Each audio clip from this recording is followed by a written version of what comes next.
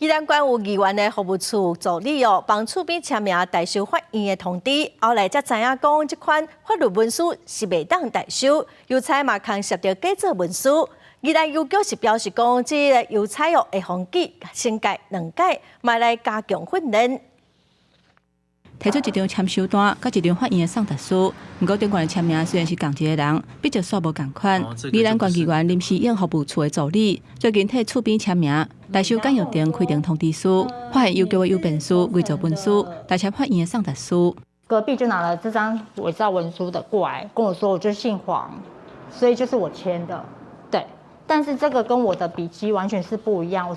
这个案件是因为厝边民事损害赔偿败诉，上诉指控无收到开庭的通知书，这个代收的黄小姐甲批拍无去，邮局起查了后，佫要求黄小姐承认有代收，而且签送达书，去议员服务处大细声。黄小姐强调讲，伊代收的批有送去厝边门口，根本就无签过送达书。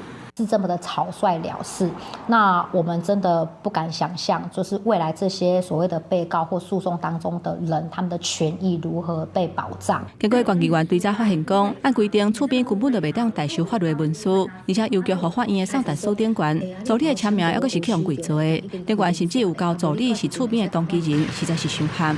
邮局送批若拢安尼乌白来，恐惊影响诉讼当事人的权益。我们的投递同仁确实在投递方面确实有疏失我在这边跟当事人致歉，真的非常的对不起。邮局先前有疏失，送批的邮便书无按规定照主记送批，还佫大主大意代签送达书。这个邮便书已经封记新改2支，未来会加强督导，要求当事人送批就要照无来。必须依照法律的规定为送达。那原则上有包括这个本人对本人的送达，还有代理人、同居人的送达都可以。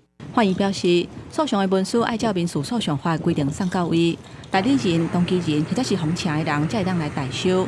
有律师表示，若毋是代理人、当事人或者是封签的人代收，诉讼的当事人会当抗辩送达无成效力。因若代签送达书的邮便书，恐惊涉及伪造文书的刑责。记者综合报道。